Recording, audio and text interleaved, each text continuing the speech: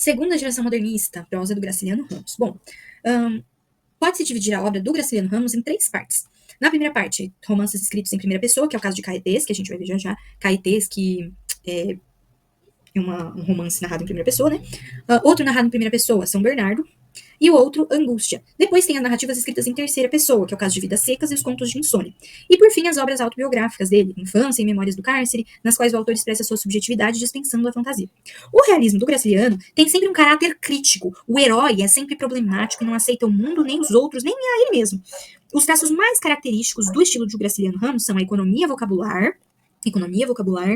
a palavra incisiva que corta como faca, o uso restrito do adjetivo e a sintaxe clássica que aproxima o Graciliano do Machado de Assis e distancia ele dos modernistas quanto ao aspecto gramatical. Ele está no polo oposto do populismo dos autores que exploram a vitalidade do homem simples na busca do pitoresco. Sua opção é pelo despojamento, pelo tenso, pelo profundo. Sua modernidade pouco deve aos modernistas e às modas literárias perante as quais foi visto como inatual e conservador. Uma coisa importante. Tem muito regionalismo, tá? Agora vamos falar dos romances propriamente ditos. Começando por Caetés. Eita, esse romance, meu Deus, ele é narrado em primeira pessoa. Quem narra? O João Valério. Quem é o João Valério? O João Valério, ele é um homem introvertido, ele é ambicioso, e ele trabalha numa firma comercial. E o chefe dele é o amigo dele, é o Adrião. Esse chefe dele tem uma esposa que se chama Maria Luísa. E aí o João Valério começa a desenvolver um sentimento a mais por essa esposa do patrão dele. E aí ele começa a se enrolar com a esposa do Adrião. Ele começa a ter um caso amoroso com a Maria Luísa, que é a esposa do chefe dele. E aí, o que acontece? Uma coisa importante para falar é que este conto, ele acontece em Palmeira dos Índios, que é uma pequena cidade de Alagoas, então é um conto regionalista, né?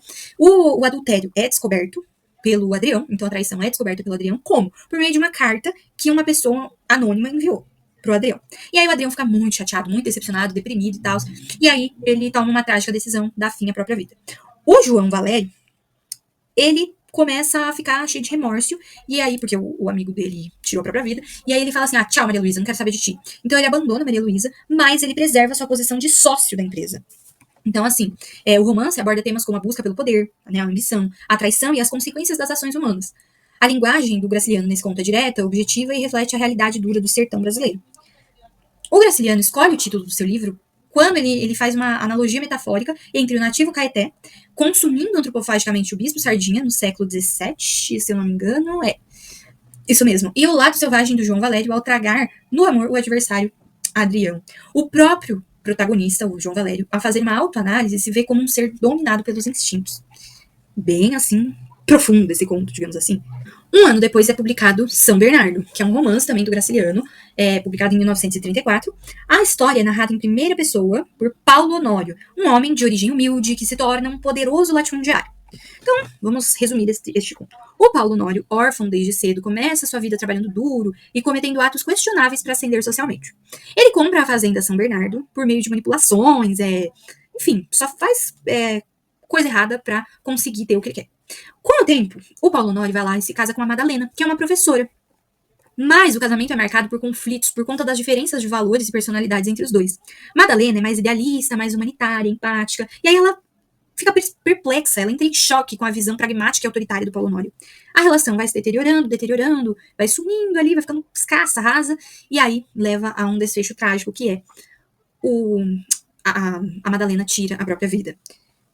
Essa obra é uma crítica à ambição desmedida e à desumanização causada pelo poder e pela busca incessante pelo sucesso material. E aí, o Paulo Honório, ele escreve, né, como é em primeira pessoa, ele escreve a narrativa e ele fala, tem alguns momentos do livro do conto, que ele fala ali, parece que a Madalena tá aqui ainda. Ela sentava no lugar tal, assim, ele vislumbra muitas imagens da Madalena. Bom, Vidas Secas. 4 anos depois do livro São Bernardo, do romance São Bernardo, Vidas Secas é publicado, então, em 1938, e, como a gente está vendo aqui, faz parte da segunda fase do modernismo, geração de 1930. Por meio de uma escrita regionalista, o livro aborda a pobreza e as dificuldades na vida de retirantes no sertão nordestino, narrando a busca de Fabiano e da sua família por mais dignidade. Fabiano, a mulher de Fabiano e os filhos dele, que no livro, na narrativa são chamados de menino mais novo, menino mais velho, fogem da seca no sertão nordestino até encontrarem uma fazenda abandonada. Sem condições de continuar a viagem, eles se instalam nessa fazenda. Dias depois, a chuva chega ao sertão. o dono da fazenda aparece e Fabiano é contratado como vaqueiro. Durante esse período, Fabiano é preso, sua esposa, que é assim a Vitória, sonha com uma cama de amarração de couro, o menino mais velho pergunta sobre palavras, então aí a gente vê uma busca por conhecimento, né, por mais, porque eles não tinham acesso à educação. A mãe, né, desses meninos, assim, a Vitória, ela quer uma cama de amarração de couro, ou seja, ela só tá pedindo por uma cama decente. Eles não têm o que comer, eles não têm o que vestir, não têm onde dormir, onde beber água, não tem nada disso. E o menino mais novo, ele tenta montar em um cabrito. A vida de vaqueiro do Fabiano segue até que a próxima seca os expulsa novamente. A família deixa a fazenda e parte para o sul em busca de sobrevivência. É um conto, assim, bem reflexivo e triste. Eles têm que comer até o próprio papagaio por motivos de fome, miséria. Em Vidas Secas, Graciliano enfatiza a exploração do trabalhador, mostrando como o Fabiano é enganado pelo dono da fazenda, porque o patrão do Fabiano rouba nas contas, cobra preços abusivos pelos mantimentos e juros altíssimos. Então é terrível. No final, o Fabiano foge da seca e da dívida que tem com o seu patrão. Mesmo após trabalhar mais de um ano, ele continua sem nada, sem nenhuma posse. Graciliano, nessa narrativa, retrata a miséria, que toma o homem bruto, que é o Fabiano, e ele mesmo se vê mais como um bicho do que como um ser humano. A condição de homem bruto faz com que o Fabiano seja explorado pelo seu patrão e oprimido pelo governo. Mesmo que a miséria venha pelas condições da natureza, que no caso seria a seca, os homens se aproveitam dessa seca em vez de ajudar aqueles que mais precisam. Fabiano quer se revoltar contra as injustiças que sofre por parte do patrão, mas como um animal domesticado, né, como ele próprio se retrata no livro, ele fala que é um bruto, ele vai e aceita os maus tratos. As crianças seguem pelo mesmo caminho. Sem educação, aprendem com os pais como viver, ouvindo poucas palavras e levando muitos safanões, muito tapa. Já a baleia, que é a cachorrinha, tem sonhos, se comunica com o seu corpo de forma mais eficaz e salva a família da fome no começo do livro. O capítulo de sua morte, né, porque a família vai comer a baleia, é um dos trechos mais bonitos da prosa brasileira. O livro é cheio de termos regionais e a escrita se aproxima mais da fala. Assim como em outros romances da segunda fase do modernismo, essa obra aborda temas sociais com o propósito de denunciar a realidade, denunciar o que tem acontecido e levanta questionamentos. Por fim, o romance Angústia é lançado em 1936, então 2 anos antes de Vidas Secas. É uma das obras de destaque do Graciliano, inclusive, ele está na lista de leitura obrigatória da FUVEST deste ano. Certo, o livro foi publicado no período em que o Graciliano estava encarcerado pelo governo do Getúlio Vargas. Por quê? Tem todo um trelelê na vida do Graciliano. Ele foi acusado de pertencer ao Partido Comunista, só que na época que ele foi acusado, ele não pertencia a nenhum Partido Comunista. Depois do exílio, da prisão dele, do cárcere, porque ele foi condenado, né, à prisão, depois de tudo isso, ele vai sim se filiar a um Partido Comunista, mas quando ele foi preso e acusado, ele não era do Partido Comunista. Mas o que acontece é que quando você começa a pensar um pouquinho diferente, quando você começa a pensar um pouquinho fora da caixa, o que acontece? Para o governo e para quem detém poderes, é melhor que você tenha uma mente fechada, conservadora, tradicional, e que você não reflita além do que é proposto pela sociedade, entendeu? Então, assim, é complicado. Quem conta a história do Angústia é Luiz da Silva, que através de uma narrativa bastante complexa, cheia de divagações, delírios e retornos ao passado, ele revela a trajetória dele, faz com que a gente, né, nós leitores, nos tornemos cúmplices dos pensamentos do Luiz da Silva. O Luiz da Silva veio de uma família tradicional e durante a infância dele desfrutou de certo conforto e bens materiais, então tinha uma vida financeiramente estável. Mas quando o seu papis morre, o garoto perde também os bens e o dinheiro usados para pagar as dívidas da família. Então, quando o pai do Luiz da Silva morre, ele perde toda a estabilidade financeira que ele tinha. Assim, é possível entender o protagonista como o retrato de uma classe dominante que perde espaço e posição na sociedade daquela época. Então, Luiz cresce desamparado e depois de ter passado por grandes dificuldades financeiras, consegue emprego como funcionário público em jornal. Aí ele vai lá, revisa a notícia e ele vai relatar pra gente que era necessário fazer grandes malabarismos para que as matérias fossem publicadas, por conta da censura da época. E aí esse é apenas um exemplo de como o autor inclui críticas ao governo do Vargas. O ambiente em que o protagonista vai morar é uma pensão que se assemelha a um cortiço e constitui um elemento fundamental na narrativa. Por quê? Porque exibe uma condição precária de moradia, muito comum na época e ainda hoje, né? Esse lugar que ele vai morar abriga várias famílias que dividem o mesmo banheiro e compartilham a contragosto de suas intimidades. E aí o que acontece? O Luiz vai lá e conhece Marina, que é uma bela jovem, ele se apaixona por essa jovem e pede a mão dela em casamento. Apesar de viver com um salário contado e sem regalia nenhuma, o protagonista consegue poupar algum dinheiro. Quando ele fica noivo, ele dá uma quantia de dinheiro para Marina, para ela comprar o enxoval dos dois. Mas a Marina gasta todas as economias do noivo em objetos inúteis. Ainda assim, o Luiz insiste no casamento e contrai dívidas para que o casamento seja realizado. Isso até o dia em que descobre que Marina estava se relacionando com o Julião Tavares, que era outro funcionário do jornal em que ele trabalhava. E aí, então a Marina tem um trelelê com o Julião Tavares. O Julião é um homem bem-sucedido, vem de uma condição financeira estável e usa parte do seu dinheiro e posição para conquistar as moças jovens. Esse Julião Tavares é o antagonista. Ele representa a classe burguesa. O Luiz, ele resolve dissolver o noivado. Ele fala, não, vamos acabar com todo esse casamento. Mas ele desenvolve uma ideia fixa por Marina. Ele não consegue tirá-lo. Ele fica meio que obcecado pela Marina. E aí ele quer vingança pelo Julião. O protagonista, né, o Luiz, já tá totalmente sem grana nenhuma, tá atormentado, porque ele juntou todas as economias dele, ele imaginou um futuro com a Marina, ele imaginou o casamento acontecendo e tal, e aí chega o Julião, se relaciona com a Marina, e ele perde o casamento, tudo que o dinheiro dele, as economias dele, todo o ano de trabalho, todo o cenário que ele havia construído, né, de sonhos mesmo, de realização com a Marina, vai tudo pra água abaixo. E ele tá sem dinheiro, tá perturbado com tudo isso, e aí o que ele acontece? Ele dá um check-out no Julião. Sim, ele comete assassinato do Julião, que seria o antagonista, né?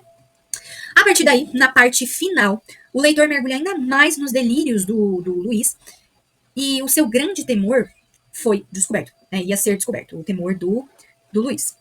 Em um primeiro momento, o desfecho da obra pode parecer confuso, mas pelo fato desse ser um romance circular, ao voltar ao primeiro capítulo, é possível entender de fato o que aconteceu. Vamos fazer alguns exercícios? Vamos lá? Texto 1. Agora, Fabiano conseguia arranjar as ideias. O que o segurava era a família. Vivia preso como um novilho amarrado ao morão, suportando ferro quente. Então aqui você tá vendo aquela parte que eu falei de, ele se descreve como um bruto, como um animal domesticado, é isso, né? Se não fosse isso, um soldado amarelo não lhe pisava o pé, não. Tinha aqueles cambões pendurados ao pescoço. Deveria continuar a arrastá-los? Sim, a Vitória dormia mal na cama de varas. Os meninos eram uns brutos como o pai. Quando crescessem, guardariam as reses de um patrão invisível, seriam pisados, maltratados, machucados por um soldado amarelo. O que aqui está querendo dizer? Para Fabiano, a família é um fardo. Porque se não fosse pela família, ele já teria fugido daquele lugar de miséria e fome. É isso que ele está querendo retratar aqui. Texto 2. Para Graciliano, o roceiro pobre é um outro, enigmático, impermeável. Não há solução fácil para uma tentativa de incorporação dessa figura no campo da ficção. É lidando com um impasse ao invés de fáceis soluções que Graciliano vai criar vidas secas, elaborando uma linguagem, uma estrutura romanesca, uma constituição de narrador em que narrador e criatura se tocam, mas não se identificam. Em grande medida, o debate acontece porque, para a intelectualidade brasileira, naquele momento, o pobre, a despeito de aparecer idealizado em certos aspectos, ainda é visto como um ser humano, de segunda categoria, simples demais, incapaz de ter pensamentos demasiadamente complexos. O que Vidas Secas faz é, com pretenso não envolvimento da voz, que controla a narrativa, dar conta de uma riqueza humana de que essas pessoas seriam plenamente capazes. Bom, vamos nessa. Primeira questão, Enem. A partir do trecho de Vidas Secas, texto 1, e das informações do texto 2, relativas às concepções artísticas do romance social de 1930, avalia as seguintes afirmativas. 1. O pobre, antes tratado de forma exótica e folclórica pelo regionalismo pitoresco, transforma-se em protagonista privilegiado do romance social de 30. Aí você fala, peraí um pouquinho. Aonde que o Fabiano é privilegiado?